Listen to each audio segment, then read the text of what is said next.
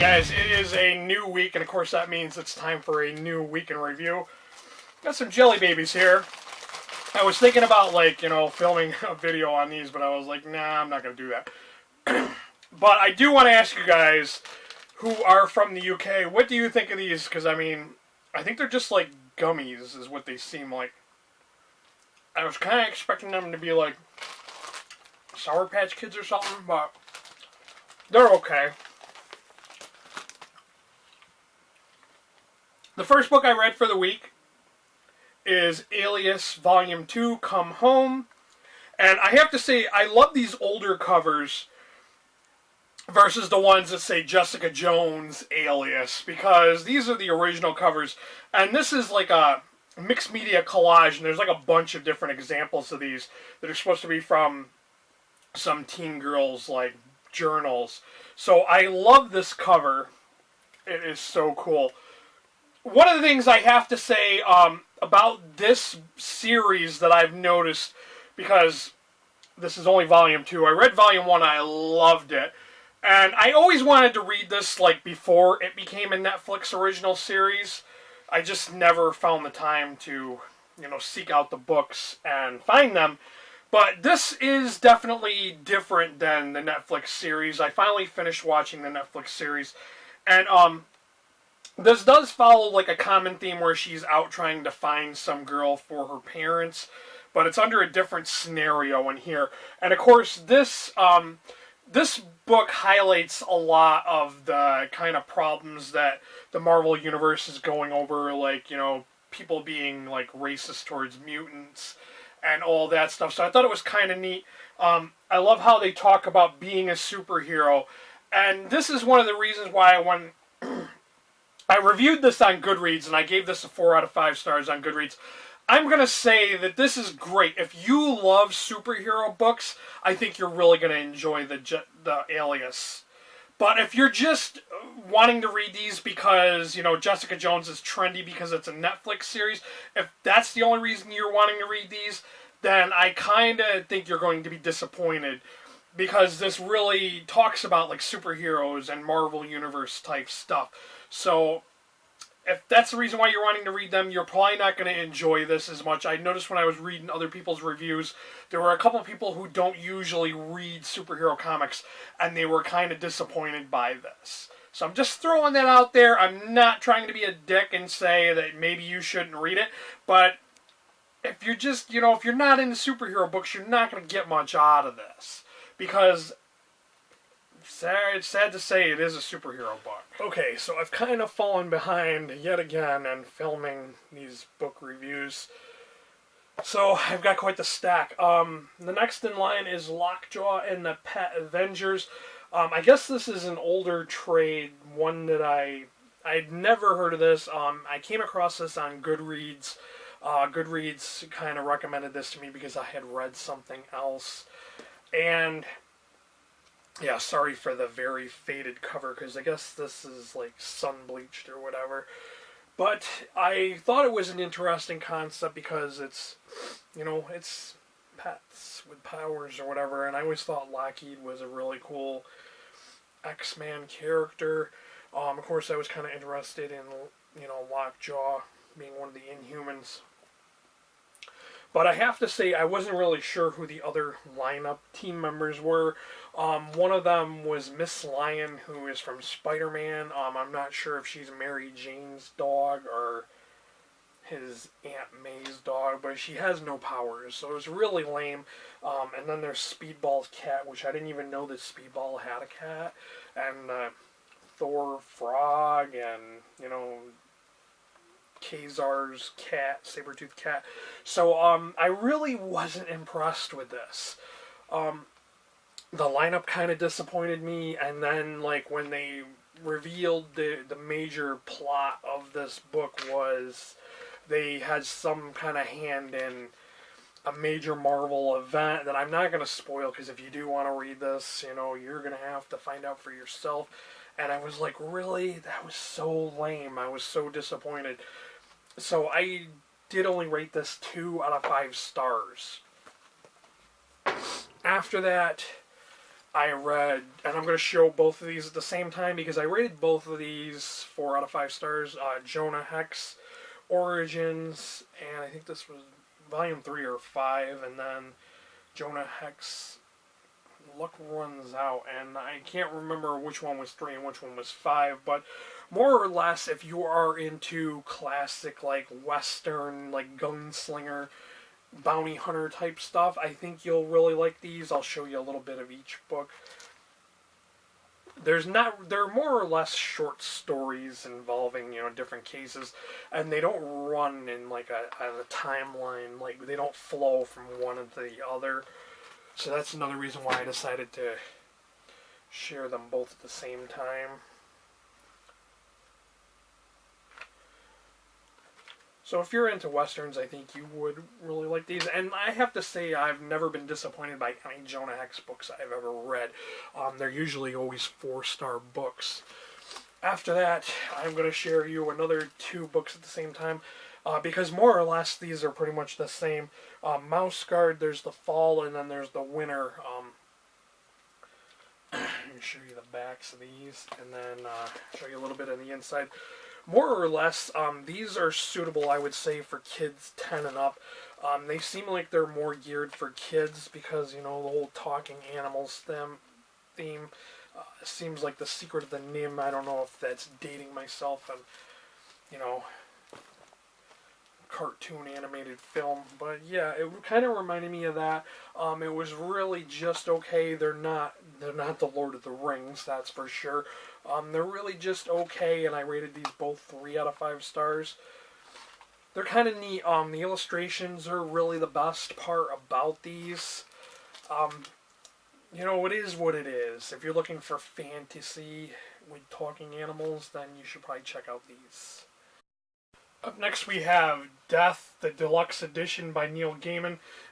First off, I want to say that the ratings on this book, I think, are kind of in part from what I'd like to think of as trendy author syndrome.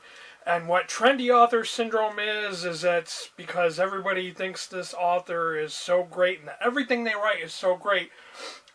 Everybody tends to, upvote all their stuff, no matter what it is, no matter how great it was, or how bland or mediocre it was.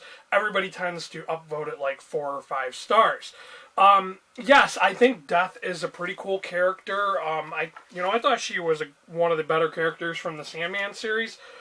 And this did include some of the stuff from Sandman that I'd already read.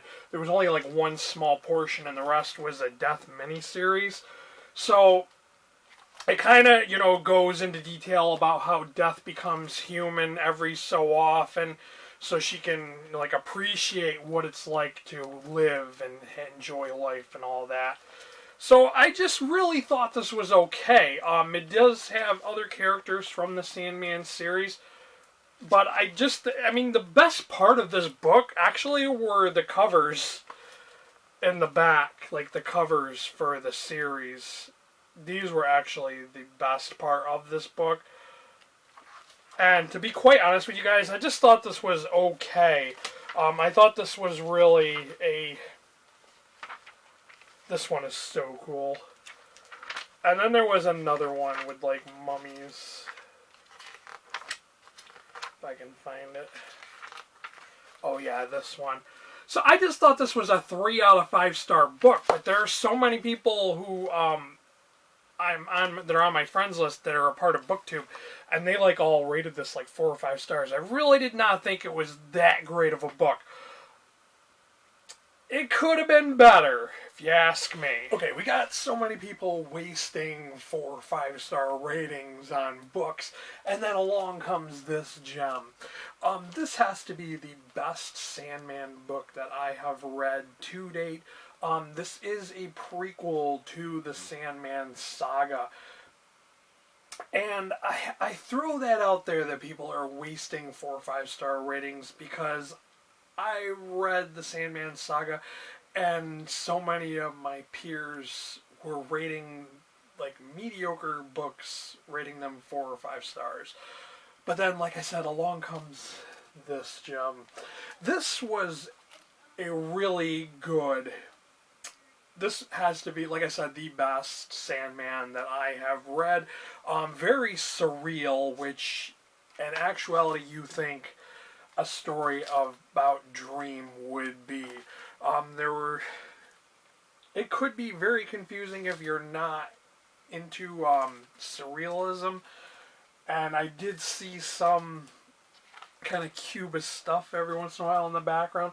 So I thought this was a very cool interpretation of what life was like before the Sandman saga. And what happens is Dream is trying to save the multiverse, or universe as you could say, and he teams up with a couple of other people.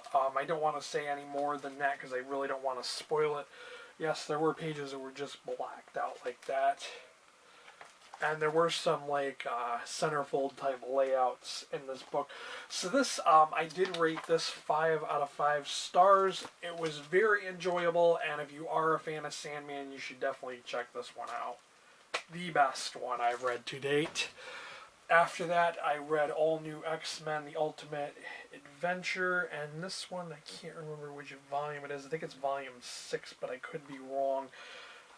This one, the all-new X-Men end up going into the Ultimates dimension, and they run into Spider-Man and the Ultimate X-Men, and it's all because of a new mutant who has the ability, sort of like the mutant gateway, to open portals to other dimensions.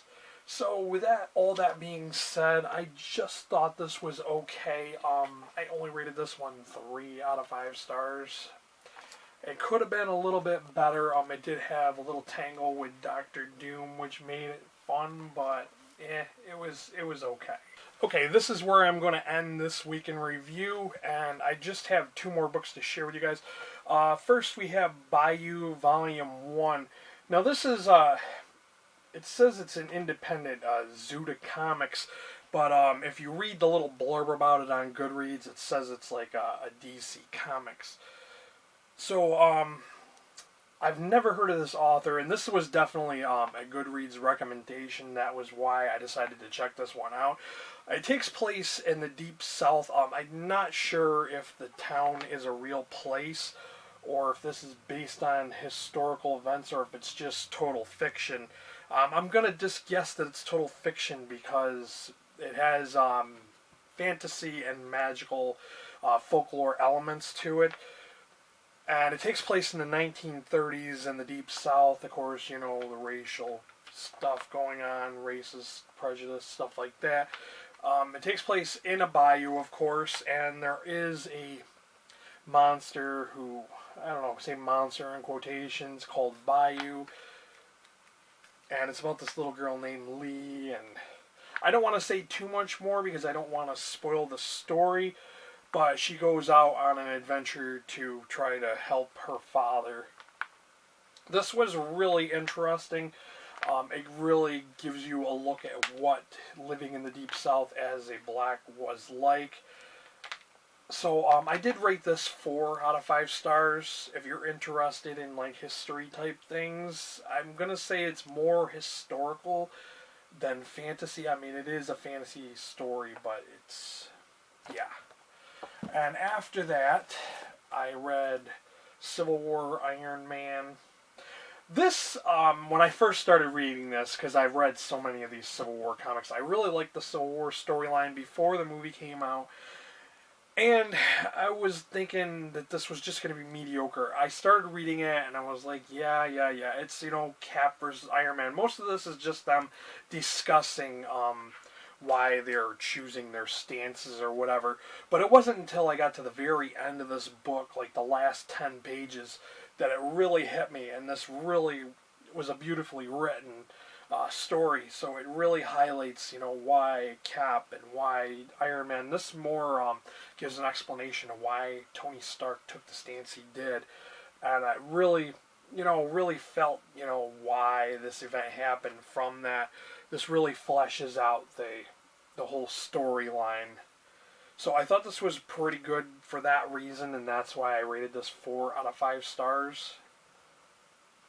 I have yet to see the Civil War movie. I have a feeling it has nothing to do with these books, because I think Marvel produced new Civil War to make up for that movie.